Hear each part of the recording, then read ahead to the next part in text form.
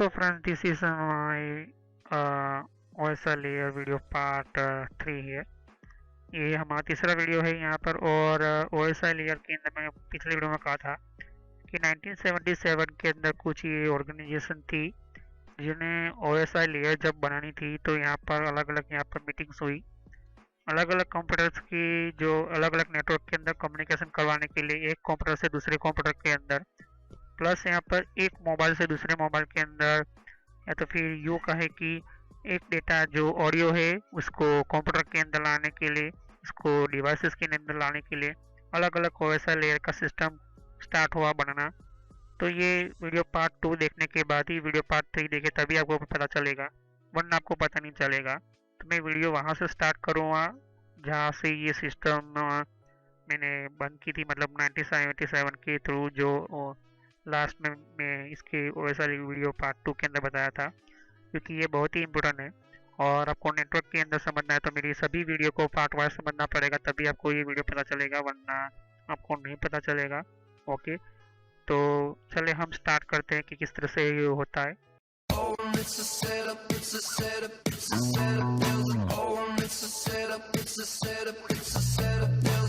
In Sydney इन मार्च 1977, तो उसी system को समझाने के लिए, बताने के लिए यूके ने प्रेजेंट किया इस केस सिस्टम्स को कि इंटरनेशनल स्टैंडर्ड कमेटी बनानी चाहिए। यहाँ पर ऐसी कमेटी हो जहाँ पर सभी एरिया के जो अलग अलग सिस्टम्स बनती है, यहाँ पर अलग अलग जो होती है उसकी आईएसओ मीटिंग हो और उनका एक स्पेशल स्टैंडर्ड हो। स्टैंडर्ड उसे कहा जाता है कि एक जो कोई कंपनी बनाती है तो उसकी दूसरी कंपनी उसकी कॉपी ना कर सके, उसकी नकल ना कर सके, तो इसे कहा जाता है आईएसओ सिस्टम्स।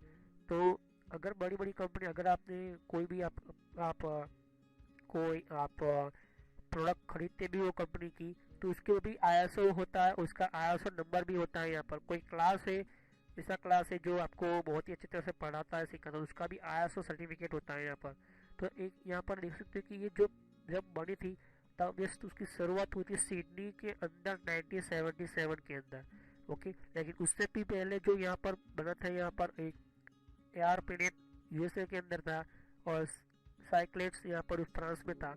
लेकिन इन सभी को 1973 के अंदर एनईटी मिली, लेकिन उसको हायर लेवल प्रोटोकॉल सेटअप करने थे, मतलब ऐसे सिस्टम ऐसे, क्योंकि उस टाइम पर जब 1954 के अंदर मैंने आपको समझाया था कंप्यूटर हिस्ट्री के अंदर कि जब हमारा कंप्यूटर जो पहली बार बना 1952 के अंदर, और जो जैसे जैसे कंप्यूटर के अच्छी तरह से यहाँ पर रिजल्ट मिलते गए, लोग अपनी तरीके से एक्सपेरिमेंट करते हैं। यहाँ पर एक्सपेरिमेंट के अनुसार उनको अलग अलग यहाँ पर सिस्टम्स आने लगी। तो 1972 के अंदर हमारा जो पहला मेल भेजा गया था, मैंने आपको समझाया था, उसी तरह से 1973 के अंदर जब वो मेल भेजा गया था, तो उन दोनों को कम्युनिकेशन में लाने के लिए ये जो प्रोटोकॉल्स और ये जो ऑपरेटिंग सिस्टम ओएसआई लेयर किससे स्टार्ट हुआ था, मैं सबको समझा रहा हूँ यहाँ पर। तो यहाँ पर ये आईएसओ मीटिंग स्टार्ट हुई थी 1977 के अंदर।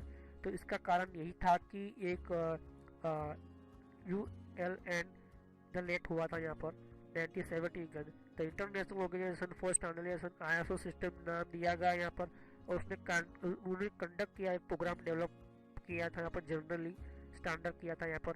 और मेथड उसका एक ही था, नेटवर्क करने का, नेटवर्किंग करने का, मतलब नेटवर्क को बनाने का। लेकिन वो इतना सक्सेसफुल नहीं हुआ, तो उनको similar process evolve International Telegraph and Telephone Consultative Committee, जिसको कहा था CCITT, अभी भी कहा जाता है यहाँ पर, जो फ्रेंच बोला जाता है यहाँ पर। इसका नाम पूरा जो है यहाँ पर comet consultant if international telephone. तो वहीं से स्टार्ट हुआ था टेलीफोन सिस्टम का इंटरनेशनल, नेशनल से इंटरनेशनल, मतलब एक देश दूसरे देश के साथ यहाँ पर आप कम्युनिकेशन में फ़ोन कॉल्स को कर सकते हो। यही जो सिस्टम है, यही जो CCITT कंपनी जो है यहाँ पर, ये जो एक कंसल्टिव कमिटी जो है वो कंट्रोल करती है टेलीफोन कंपनी सिस्टम। उसी तरह से यहाँ पर बहुत bodies level development document that define similar networking models, तो उनको सिमिलर नेटवर्किंग मॉडल को यहाँ पर इंटरनेशनल ऑर्गेनाइजेशन फॉर स्टैंडर्डाइजेशन के अंदर शामिल किया गया यहाँ पर। ओके, तब यहाँ से स्टार्ट होता है यहाँ पर ओएसआई मॉडल। ओएसआई मॉडल जब क्रिएट हुआ, फर्स्ट डिफाइंड टाइप हुआ यहाँ पर कंपनी के अंदर, वॉशिंगटन के अंदर, यूएसए के अंदर यहाँ पर सेट किया गया और उनको आइडेंटिफाई किया गया कि जो कंप्यूटर के अलग अलग कंपनी अलग अलग अपने तरीके से सिस्टम जो क्रिएट करती है यहाँ पर, मेथड भले ही उनका मैन्युफैक्चरिंग भले ही उसका सेम हो, लेकिन कम्युनिकेशन के अंदर उनका भी प्रॉब्लम हुआ था। तो उसी तरह से यहाँ पर वॉशिंगटन के अंदर 1978 के अंदर बाय डीसी इन फेब्रुआरी के अंदर 1978 के अंदर by Herbert Zimmer of France and refined standard was published by ISO in 1984। तो 1978 के अंदर वो बनाकर रख लिया था यहाँ पर उन्होंने ओएसआई सिस्टम, लेकिन जब उनको लगा कि ये पब्लिश करना चाहिए तो उन्होंने पब्लिश किया सभी कंपनीज के अंदर। 1984 के अंदर इन्होंने ये प्रेजेंट किया कि एक जो सिस्टम जो होता है वो किस तरह से एक कम्युनिकेशन में लाना चाहिए यहाँ पर। लेकिन 1983 के अंदर ये जो पहले से उन्होंने 2 डॉक्यूमेंट पब्लिश तो किया था यहाँ पर, लेकिन उन्होंने मर्ज किया था यहाँ पर from standard call the basic reference model for open system interconnection. तो जब 2 मॉडल एक दूसरे के साथ कम्युनिकेशन में लाना है अलग अलग कंपनी के, तो उनको 1983 में उनका सॉल्यूशन निकाल लिया था, लेकिन 1984 के अंदर ये यहाँ पर उन्होंने सेट किया था। The standard is usually referred to as open system interconnection reference model. तो यहाँ पर जो स्टैंडर्ड दिया गया यहाँ पर, और उन्होंने बताया साबित किया कि आप इंटरनेशनल और रेफरेंस मॉडल को सेटअप कर सकते हो। ओएसआई रेफरेंस करता है यहाँ पर मॉडल को, और सिंपली यहाँ पर ओएसआई नेम दिया गया यहाँ पर। Okay, it was publish in 1984 by both the ISO. तो दोनों को यहाँ पर एक एंटर किया गया, ओएसआई रेफरेंस मॉडल और ओएसआई मॉडल। तो इन देख सकते हो कि यहाँ पर open system interconnection reference model और ओएसआई रेफरेंस मॉडल, इन दोनों को पब्लिश किया गया।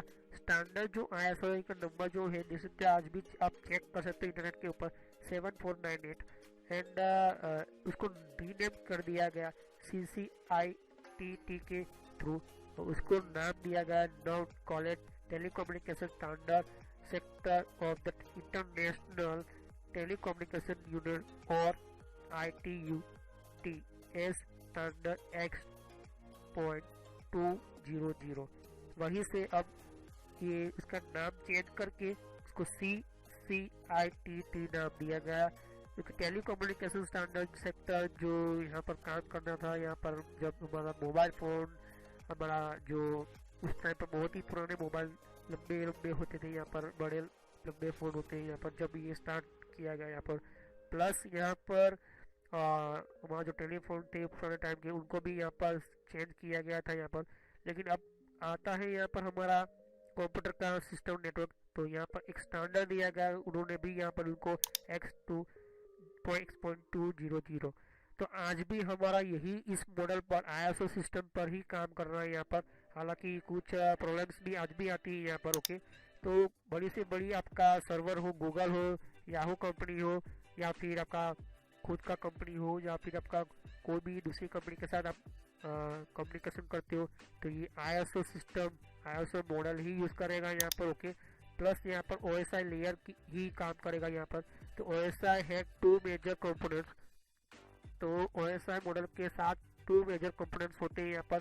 पहला जो है यहाँ पर एब्स्ट्रैक्ट मॉडल ऑफ नेटवर्किंग, इसको कहते हैं यहाँ पर call it the basic reference model, और दूसरा नाम जो यहाँ पर 7 लेयर मॉडल भी उसको बोला जाता है यहाँ पर। ओके, और साथ ही साथ इसका दूसरा पार्ट है सेट ऑफ स्पेसिफिक प्रोटोकॉल्स। तो मॉडल बना तो मॉडल का भी एक प्रोटोकॉल रूल होना चाहिए, मॉडल बना तो मॉडल का भी रूल होना चाहिए। तो उन्होंने स्पेसिफिक प्रोटोकॉल्स भी बहुत सारे क्रिएट किए यहाँ पर, एक प्रोटोकॉल नहीं बहुत सारे प्रोटोकॉल किए, और यहाँ पर उन्होंने 1224 आज के टाइम के अंदर रिजर्व है यहाँ पर। कोई भी प्रोटोकॉल आप बनाती हो, प्रोटोकॉल का मतलब होता है रूल। तो रूल जब आप क्रिएट करते हो तो उस रूल के अंदर आपका 2 पार्ट होते हैं यहाँ पर। एक तो प्रोटोकॉल होता है, जिसमें उसका पोर्ट नंबर होता है, तो ये रिजर्व है यहाँ पर। तो ये जो यहाँ पर उसका जो रिकॉर्ड रखता है, प्लस यहाँ पर इसके अंदर जो उसको मेंटेन और मैनेज करता है यहाँ पर, तो CCITT, और दूसरा उसका नाम यहाँ पर लिखा है यहाँ पर ITUT। ओके, और उनको दोनों को यहाँ पर सर्टिफिकेट और स्टैंडर्ड दिया गया है ISO। ओके, तो अगर आपने उसको चेंज करने की कोशिश करते हो, आप कोई कंपनी इसको बदलाव लाने की कोशिश करती है, तो इसी कमिटी के अंदर, इसी सिस्टम के अंदर उनको आना पड़ेगा यहाँ पर ISO के सिस्टम के अंदर, तभी वो कुछ चेंजिंग किया जाते हैं यहाँ पर। कितने टाइप के चेंजिंग किए गए थे मैं आपको समझाऊंगा वन बाय वन। ओके, तो इन एब्स्ट्रैक्ट मॉडल में आपको ये समझा दिया protocol. The OSI reference model was major advance in the teaching of the concept। तो जो हर्बर्ट जिमरमैन करके यहाँ पर जो यहाँ पर हर्बर्ट जो प्रोफेसर जो थे यहाँ पर, उन्होंने एक एडवांस सिस्टम भी क्रिएट करके रखती थी पहले से, और उन्होंने टीचिंग नेटवर्क कॉन्सेप्ट भी यहाँ पर बनाया था। तो नेटवर्क के अंदर किसी तरह से यहाँ पर एक डेटा दूसरे डेटा के अंदर सेंड होते हैं, यहाँ पर किस तरह से यहाँ पर डेटा हमारे नेटवर्क के अंदर सेंड होते हैं, उनको यहाँ पर it Pro-Matte the idea of a concept model protocol layers में बना दिया गया। यहाँ पर अलग अलग तीन यहाँ पर डिफाइंड लेयर किए गए, जो 7 लेयर किए जाता है यहाँ पर। ओके, और यहाँ पर डिफाइन करने के साथ साथ interoperability between network device and software. तो यहाँ से स्टार्ट होता है सॉफ्टवेयर और डिवाइस के बीच। कंप्यूटर है आपका और आपका प्रिंटर है, तो प्रिंटर एक प्रिंट करने का डिवाइस है। प्रिंटर आपकी कागज के ऊपर कोई डेटा को राइट करने के लिए काम करता है, प्रिंटर मशीन, और आपका कंप्यूटर भी एक इलेक्ट्रॉनिक मशीन। लेकिन इन दोनों के बीच में कम्युनिकेशन लाने के लिए और इन दोनों के बीच में से जो डेटा जाता है यहाँ पर, वो काम करने का यहाँ पर वो लेयर ही काम करता है, OSI लेयर ही काम करता है। प्रिंटर को कैसे पता चल जाता है कि आपने ये जो फाइल लिखी उसी तरह से मुझे प्रिंट करना है, क्योंकि प्रिंटर तो मशीन तो प्रिंटर काम करती है, प्रिंट करने का काम करती है, लेकिन उस प्रिंटर को भी पता चलना चाहिए ना कि कौन सा यहाँ पर प्रिंट का डेटा किस तरह से टाइप करना चाहिए, राइट करना चाहिए। तो वो OSI सिस्टम से ही काम करता है, उसको आइडेंटिफाई करता है। फिर उसका जो दूसरा मैकेनिज्म होता है उसका पार्ट चालू होता है यहाँ पर। ओके, तो जब उसको पता होगा तब वो डेटा राइट करता है, ऐसे नहीं करता यहाँ पर। ओके, तो defining interoperability between network devices and software. तो जितने भी नेटवर्क डिवाइसेस हो, जैसे कि मैंने कहा कि स्विच, तो स्विच हमारा सेंट्रलाइज डिवाइस होता है। बहुत सारे अलग अलग यहाँ पर हमारे कंप्यूटर है, इन सभी डेटा को एक दूसरे को जब भेजने के लिए ट्रैवल, जो हमारा एक डेटा यहाँ से भेजता है, तो ये हमारे केबल के थ्रू यहाँ पर आता है, फिर दूसरे केबल के थ्रू दूसरे कंप्यूटर के अंदर जाता है। तो ये ट्रैवलिंग होता है, यहाँ पर डेटा जो ट्रांसफ़र होता है। तो हमारा इंटरनेट हो बीच में, तो इंटरनेट भी यहाँ से ये जुड़ा हुआ है। तो इंटरनेट के अंदर भी डेटा जो ट्रैवल होता है, बहुत सारे डेटा, हजारों लाखों करोड़ों डेटा, एक मिनट में कितने डेटा ट्रांसफ़र होते होंगे। तो जो डेटा ट्रांसफ़र होते हैं वो भी यहाँ पर OSI लेयर से ही होता है यहाँ पर। तो यहाँ पर एक और बता रहा हूँ यहाँ पर एग्जांपल, कि हम जो एक दूसरे के साथ कम्युनिकेशन में रहते हैं वो OSI सिस्टम से ही लेते हैं यहाँ पर, OSI मॉडल के कारण ही। क्योंकि जब कोई गवर्नमेंट कंपनी इंटरनेट बंद कर दे, तो वो जो इंटरनेट बंद करने का जो फैसिलिटीज देती है यहाँ पर, ये OSI मॉडल ही देती है यहाँ पर। ओके, OSI मॉडल के लिए ही स्पेशल अलग अलग डिवाइसेस भी बहुत सारे अलग अलग होते हैं। कौन से होते हैं यहाँ पर समझाऊंगा। तो मैं आपको समझाया यहाँ पे फर्स्ट जो होता है यहाँ पर, the concept of a 7 layer model was provided by the work of Charles Benjamin Honeywell information system. तो जब उसको फर्स्ट टाइम मॉडल क्रिएट किया गया था यहाँ पर, उसको प्रोवाइड किसने किया गया था यहाँ पर देख सकते हो कि वर्क ऑफ चार्ल्स, यहाँ पर उसका काम किया गया था यहाँ पर। तो यहाँ पर बेंजामिन यहाँ पर लिखा है यहाँ पर हनीवेल। ओके, तो the concept of a 7 layer model was provide by the work of Charles Benjamin at Honeywell information system. तो ये फर्स्ट हमारा सिस्टम स्टार्ट हुआ, और यहाँ पर जो प्रोवाइड होता है यहाँ पर, जब उसको मॉडल प्रोवाइड किया गया यहाँ पर, तो यही इंफॉर्मेशन सिस्टम जो थी वहाँ काम हुआ यहाँ पर। और उसके कुछ वेरियस यहाँ पर सिस्टम्स हुए, यहाँ पर उसके वर्जन सेटअप हुए, यहाँ पर वर्जन स्टार्ट हुए यहाँ पर। तो वेरियस जो एस्पेक्ट जो यहाँ पर OSI डिज़ाइन किया गया है उसको इन्वॉल्व किया गया है यहाँ पर। तो from experience with the ARPANET NPLnet EIN syslins. Okay, syslin network and the network working IFIP WG61. तो इन्हीं ने डिज़ाइन को और बेहतर बनाने की कोशिश की है यहाँ पर। तो सभी ने अपनी अपनी तरीके से बना और इनको ज्वाइन करने के लिए और इनको कंप्लीट करके एक ही स्टैंडर्ड सेटअप करने के लिए the new design was developed document in ISO 7498 नाम दिया गया यहाँ पर, और एंड वेरियस एडेंडा। ओके, तो उसका नाम दिया गया एडेंडा। और in this model networking system was divided into 2 layers. तो इनको 2 लेयर के अंदर बांट दिया गया यहाँ पर। तो उसके अंदर भी कुछ चेंजिंग की गई थी लेयर को जैसे उसकी ज़रूरत पड़ी थी वो। और विद इन ईच लेयर 1 और मोर इंक्रीज इम्प्लीमेंट इट फंक्शनलिटी। तो लेयर जो होता है वो अपने हर एक लेयर अपने फंक्शन के लिए जाना जाता है यहाँ पर। each entity interacted directly only with the layer immediately beneath it and provide facilities for use by the layer above it। तो जब यहाँ पर हर एक कंपनी को यहाँ पर ऐड किया गया यहाँ पर, और डायरेक्टली वो लोग अपने अपने तरीके से इमीडिएटली वो लोग काम कर सके यहाँ पर। तो प्रोवाइड फैसिलिटीज उनको कर दिया गया यहाँ पर। किसके लिए यहाँ पर, क्योंकि वो यूज़ कर पाए लेयर को, प्लस यहाँ पर उनको चेक भी कर सके यहाँ पर। और फिर जैसे ही वो तैयार हो जाते हैं यहाँ पर, OSI जो स्टैंडर्ड जिनको दिया था यहाँ पर, document are available from ITUT।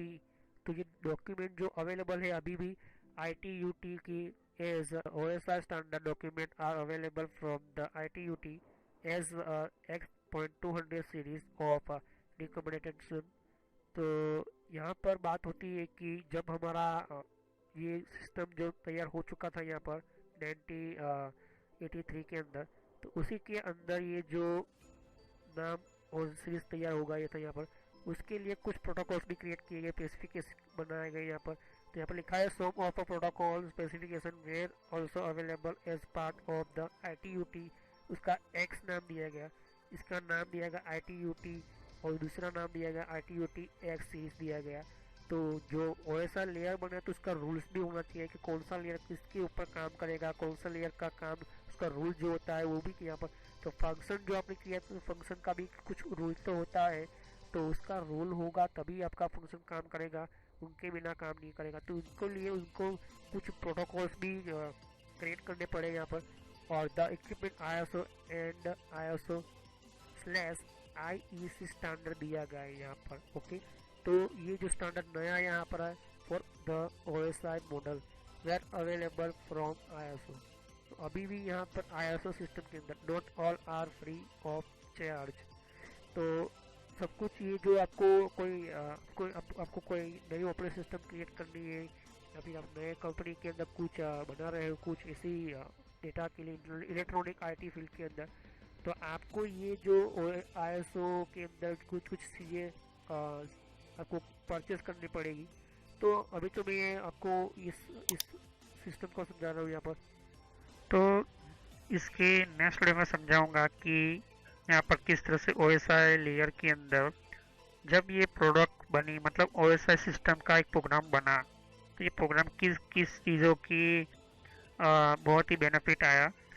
Plus यहाँ पर कोई भी हम ऑपरेटिंग सिस्टम क्रिएट होती है यहाँ पर, जैसे कि यहाँ पर हमारे पुरानी जो ऑपरेटिंग सिस्टम स्टार्ट हुई थी DOS कमांड बेस, तो उससे रिलेटेड जितने भी हमारी डेटास वगैरह जो है ट्रांसफ़र होते थे या फिर रिसीव करते थे, या फिर हम एक सिग्नल को दूसरे सिग्नल के थ्रू हम यूज़ करते थे, तो वो जो होता है ट्रांसमिशन, मतलब एक डेटा दूसरे डेटा के अंदर ट्रांसफ़र होता है एक डिवाइस से दूसरे डिवाइस के अंदर, चाहे वो मोबाइल से लैपटॉप हो। तो आज हम जो यूज़ कर रहे हैं यहाँ पर सर्वर से मोबाइल से कुछ भी हो, कोई भी डिवाइसेस हो, इन्हीं OSIs के अंदर होता है यहाँ पर। तो मैं आपको नेक्स्ट वीडियो में इसका कंटिन्यू करूँगा, इसके वीडियो पार्ट 4 के अंदर। साथ ही साथ ये भी समझाऊंगा कि यहाँ पर कितने टाइप के और OSI लेयर क्रिएट करने के लिए उसके वर्जन क्रिएट हुए थे, क्योंकि जो बहुत ही इम्पोर्टेंट है यहाँ पर। तो हम नेक्स्ट वीडियो में मिलेंगे और OSI का ये पूरा हम स्ट्रक्चर समझेंगे, क्योंकि ये वीडियो लंबी हो चुकी है। तो यहाँ पर मैं नेक्स्ट वीडियो में मिलूँगा। तो click on subscribe button, click on like button and click on share button. So thank you. तो फ्रेंड्स ये मेरे social cause and entertainment channel है ये, और इस चैनल के अंदर आपको सब्सक्राइब कर क्लिक कीजिए, और यहाँ पर सब्सक्राइब कर क्लिक करने से आपका जीमेल आईडी के अंदर आपको एक नोटिफिकेशन मिलेगा जो भी मैं वीडियो अपलोड करता रहूँगा, और बेल आइकन पर क्लिक करने से आपको नोटिफिकेशन मिलेगा आपके अकाउंट के ऊपर। आपका जो यूट्यूब का जो सॉफ्टवेयर यूज़ कर रहे हो, जो भी आपका मोबाइल के अंदर आप यूट्यूब चला रहे हो या तो फिर आपको ब्राउज़र वाइज आप यूट्यूब चला रहे हो, तो भी आपको नोटिफिकेशन मिलेगी। मैं तरह तरह की वीडियो यहाँ पर अपलोड करता रहता हूँ, तो ये हर एक टाइम के अंदर आपको बताता रहेगा कि कौन कौन से आपको वीडियो की नोटिफिकेशन मिले। यहाँ पर प्लेलिस्ट है, तो प्लेलिस्ट पर क्लिक करोगे तो यहाँ पर मेरी सारी प्लेलिस्ट आपको मिलेगी। ये कंट्रोल पैनल की सीरीज़ की प्लेलिस्ट है, तो मैं कहूँगा कि ये सारे पार्ट वाइज है, तो पहले पार्ट वाइज ही ये वीडियो देखे तभी आपको पता चलेगा। और यहाँ पर दूसरी प्लेलिस्ट है यहाँ पर विंडोज़ की, तो विंडोज़ 10 के अंदर कौन कौन सी सेटिंग्स है, तो ये भी प्लेलिस्ट है। तो सब्सक्राइब पर क्लिक करने से और बेल आइकन पर क्लिक करने से आपको ज़्यादातर नोटिफिकेशन मिलेगी। तो thanks for watching my video.